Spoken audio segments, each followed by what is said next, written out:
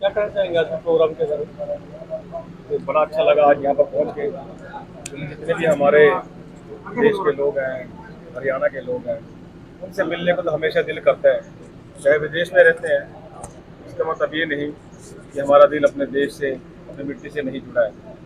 बहुत बार सोचते हैं कि अपने देश के लिए क्या कर सकते हैं, और इसीलिए बार बार हरियाणा में आके, इंडिया में आके ऐसे ऐसे कार्य लेके आते हैं जिससे कि आने वाले कल में देश का और विकास हो। अभी आपने सुना, पूर्व मुख्यमंत्री खट्टर साहब यहाँ आए थे, उन्होंने भी जर्मनी की बात की, क्वालिटी की बात की। तो वही क्वालिटी जो वहाँ पर देखी थी, आज भारत में देखने को मिल रही है। और हमारा फर्ज बनता है कि जहाँ जहाँ जो भी अच्छी चीज़ हो, उस चीज़ को हम एक्सेप्ट करें, उसको समझें, और अपने देश में, अपने गांव में, अपने घर में उसको इम्प्लीमेंट करें। हर नागरिक का, हर भारतीय का यही फर्ज बनता है। क्योंकि मेरा जन्म भी भारत का ही है।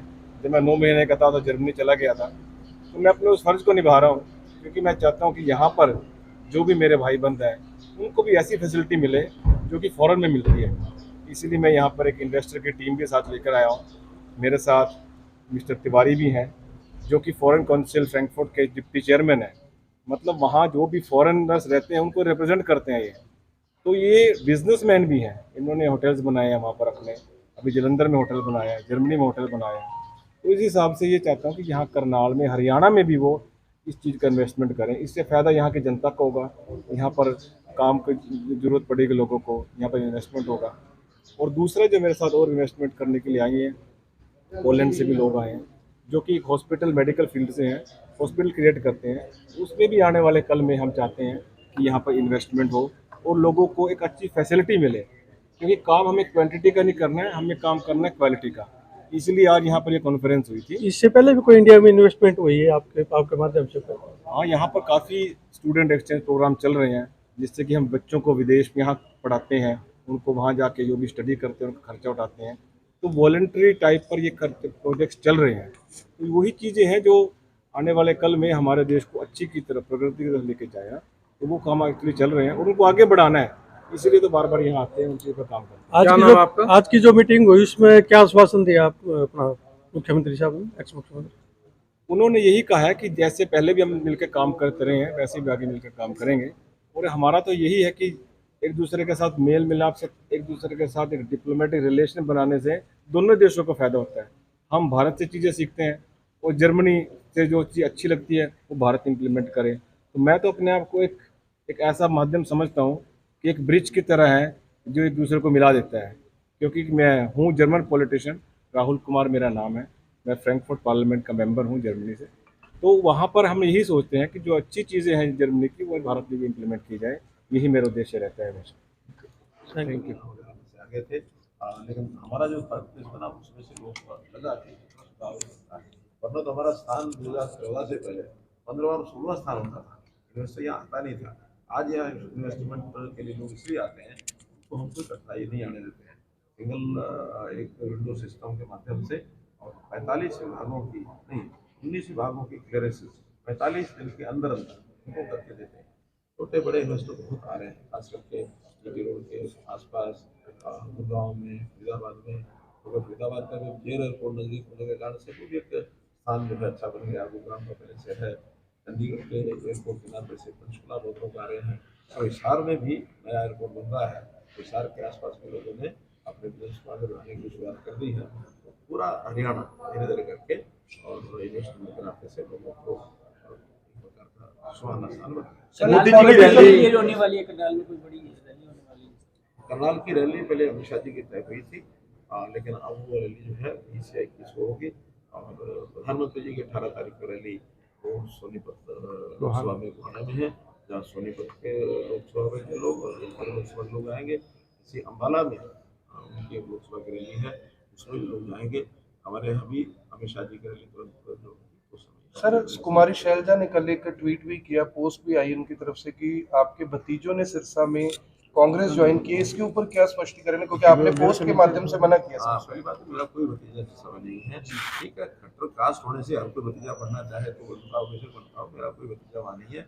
एक परिवार ऐसा जरूर है, तो 2014 में मुख्यमंत्री बनते ही उन्होंने आके मुझे बताया कि हम भी खट्टर हैं, हम भी वो है। लेकिन उस परिवार की भी कोई अच्छी वहाँ साख नहीं है। वो एक हर तरफ सत्ता के तरफ दौड़ने वाले लोग हैं, और एक दो लोग हैं उनका अभी एक दो उनके केस भी बने थे। केस आपका बना तो केस को जैसे जो गलती की उसको आपको भुगतना पड़ेगा, उसमें से बाद में नाराज रहेगी। तो हमारा कहना है कि इस मतलब का कोई अर्थ नहीं है, यानी कोई गलत काम करेगा और वो आके आड़ देगा कि मैं खट्टर जाति से हूँ और मेरा गोत्र खट्टर, तो इससे बहुत लोग लेंगे, लेकिन इस प्रकार के स्वार्थी लोग। रोहिता रेवड़ी और सर मनोज वधवा कांग्रेस ज्वाइन कर गए हैं बीजेपी छोड़कर, क्या कहना चाहेंगे? काफी आरोप लगाए उनके प्रति। बहुत से ऐसे लोग होते हैं, जब कभी कोई स्वार्थ किसी का पूरा नहीं होता उस समय ये सामान्य बात है आरोप लगाने की। आखिर इतने सालों से साथ रहे और उनको ध्यान नहीं आता, लेकिन जब छोड़ना होता है और उनकी इच्छाएं पूरी नहीं होती है उस समय आरोप सामने आ जाते हैं। अगर किसी प्रकार की कोई बात की सच्चाई होगी तो हम उसको ध्यान करेंगे। बीजेपी के लोग कह रहे हैं सर कि मनोज वधवा ने काफी बेनिफिट लिया सरकार से, कुछ ऐसा भी है सर? नहीं, देखिए, जब हम अपने कार्यकर्ताओं की सहायता करते हैं, क्योंकि जो कठिनाई आती है एक सीमाओं के अंदर सहायता करना तो हमारा काम है। अब उनके बैंक के डिफॉल्टर है, कहीं माइनिंग में गड़बड़ है, कहीं और है, अब हम एक सीमा से आगे तो किसी करते नहीं।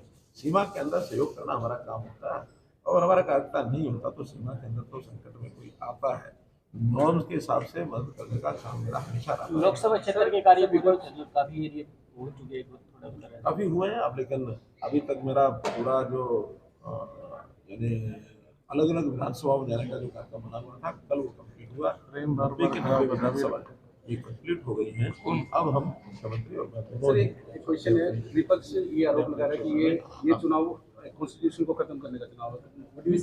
किस तरह मतलब इस चीज को देखते हैं? देखिए, आरोप कोई न मिले तो मन घड़न बातें अफवाहें फैलाने का काम वो लोग करते हैं। अब इस बात का क्या जवाब है? वो कहते हैं सरकार तो 215 बन जाएगी, अब 400 पे मांग रहे हैं। अब इसका कोई जवाब थोड़ा ही। आखिर देश के में एक मजबूत सरकार बने, दुनिया में उसका स्थान बने, क्योंकि जितनी मजबूत सरकार होगी हमारे देश की से उतनी ज़्यादा बढ़ेगी। और अगर हमको देश की समस्याओं को हल करना है तो मजबूत सरकार होना आवश्यक है। 400 की बात तो इसलिए की है, मोदी जी ने यहाँ तक कह दिया कि डॉक्टर अम्बेडकर, जिनको कहा जाता है कि वो हमारे संविधान के जनक हैं, अगर वो भी जन्म लेके दोबारा आ जाए ना तो इस संविधान को नहीं कर सकते।